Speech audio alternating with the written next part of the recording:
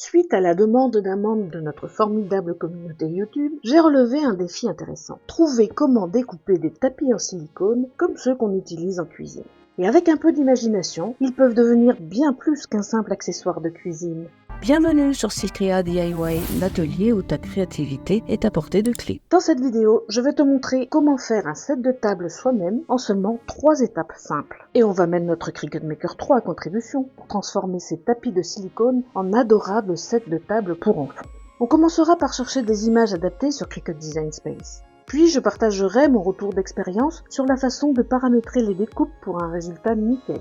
Je te donnerai mes astuces pratiques pour préparer les tapis et réussir l'étape de la découpe.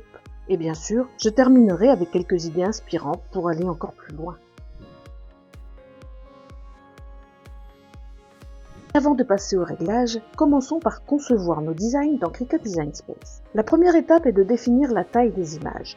Un set de table standard mesure environ 40 cm par 30 cm. Mais notre design ne pourra pas dépasser 29 cm de largeur à cause des limites de la machine. Pour tes premiers essais, je recommande même de viser 28 cm et demi. Et tu verras plus tard dans cette vidéo pourquoi c'est un choix judicieux. Ensuite, parlons de la surface occupée par l'image. L'objectif est d'éviter un design qui paraît trop petit, même si ses dimensions sont correctes. Par exemple, regarde cette image d'une tête de chat. Sur notre espace de travail, elle laisse beaucoup de zones vides.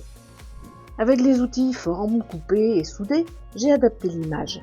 Et tu peux tout à fait t'en servir si tu le veux. Et si tu souhaites créer tes propres designs, Cricut Design Space, c'est la caverne d'Ali Baba du DIY. Sauf qu'il faut savoir où chercher. Mais pas d'inquiétude. Dans la description de cette vidéo, tu trouveras une sélection d'images compatibles avec leur code d'identification pour Cricut Design Space. Copie un code, et ensuite un simple CTRL-V dans la barre de recherche d'images suffit pour l'importer. Pour l'utiliser, commence par supprimer tous les calques, sauf le fond. Pourquoi ? Parce que malgré tous mes essais, je n'ai pas réussi à coller quelque vinyle que ce soit sur le silicone. Mais ça n'est pas surprenant, puisque l'un des atouts de cette matière, c'est justement son côté anti-adhésif. On ne pourra donc garder que la silhouette des images. Mais pas de problème, on explorera tout de même des idées de personnalisation en fin de vidéo. Et si tu as des astuces ou suggestions pour customiser le silicone, partage-les en commentaire, ça m'intéresse vraiment. Pour l'instant, ajuste simplement la taille de l'image à 38 cm par 29 cm, ou 28,5 par sécurité. Et regarde bien, même si deux images ont la même taille, celle de l'ourson donnera un set de table plus grand grâce à la façon dont elle occupe l'espace. Prenons maintenant une tête de koala. Ici, je garde uniquement le fond et j'utilise l'outil contour pour masquer les oreilles. En répétant le même processus, cette mignonne tête de lion que je voulais créer a finalement évolué pour devenir un nuage. Comme quoi, les surprises créatives ne manquent jamais. Nos designs sont prêts. Mais avant de lancer la découpe, il est essentiel de régler correctement les paramètres pour un résultat optimal. Commence par cliquer sur Créer, puis sélectionne sur le tapis pour tous les matériaux, et valide en cliquant sur Confirmer.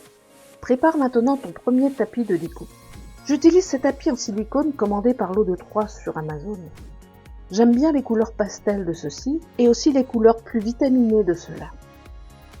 Il faut absolument utiliser un tapis violet car le silicone n'adhère pas facilement. J'ai testé plusieurs solutions pour améliorer l'adhésion. Couvrir le tapis avec du ruban de transfert avant d'y placer la pièce de silicone n'a pas donné de résultat très satisfaisant. Et tenter de faire adhérer le silicone en appliquant le rouleau avec force ne fonctionne pas particulièrement non plus. Cela a pour effet de le tendre et lors de la découpe, il se rétracte. Et oui, le silicone c'est comme un ado, il n'adhère à rien. Quelle est la solution alors ?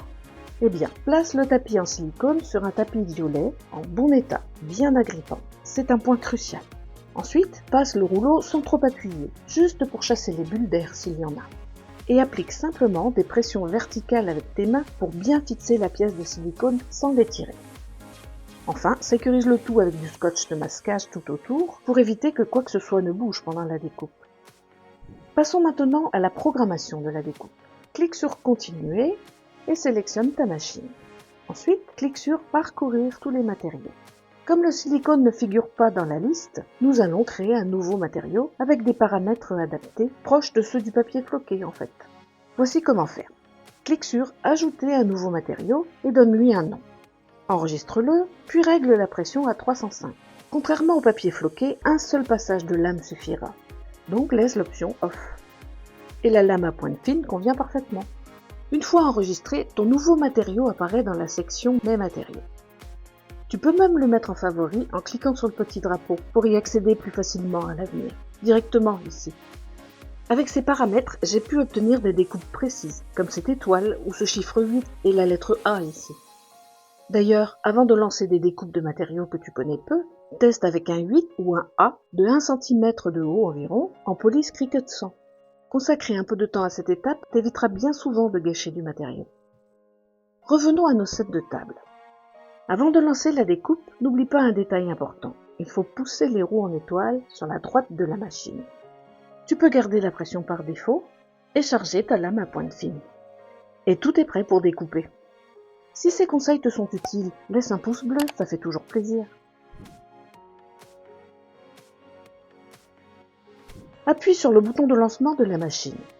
Elle effectue d'abord ses vérifications habituelles, puis démarre la découpe. Rappelle-toi, je t'avais conseillé de limiter la largeur du design à 28 cm et demi. Laisse-moi te montrer pourquoi. Le scotch de massage fait bien son travail pour maintenir le silicone en place. Il est un peu le super-héros discret de ce projet. Mais même lui a ses limites face au silicone. Son adhérence reste moins forte que sur des matériaux comme le bois ou le simili-cuir. Lorsque la lame entre en contact avec le scotch, celui-ci a tendance à se décoller ou se déchirer, ce qui peut compromettre la précision de la découpe. Un design légèrement plus petit permet d'éviter ce genre de déconvenus. Et voilà, le travail de la machine est terminé. Décharge le tapis et récupère ta création. Regarde cette découpe, elle est propre et nette. Et voici 2 autres sets de table réalisés de la même façon. Sympa, non?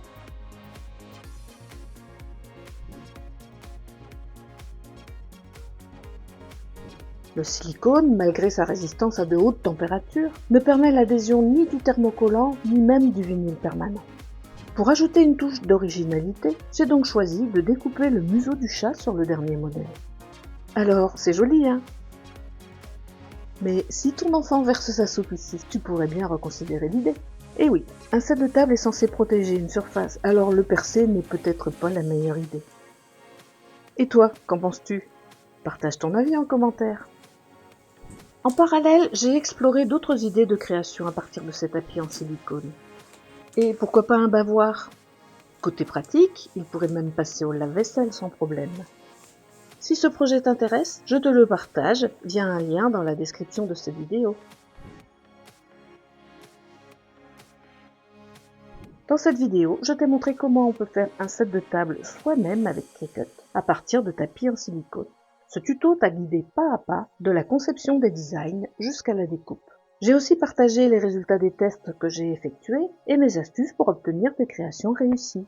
Et toi, quelles idées de création aimerais-tu réaliser? Partage tes idées en commentaire. J'adorerais les découvrir et peut-être même les tester dans une prochaine vidéo. Si ce tuto t'a plu, pense à laisser un pouce bleu, à activer la cloche de notification et à t'abonner pour ne rien manquer de mes futurs projets. Merci et à très bientôt pour d'autres aventures créatives.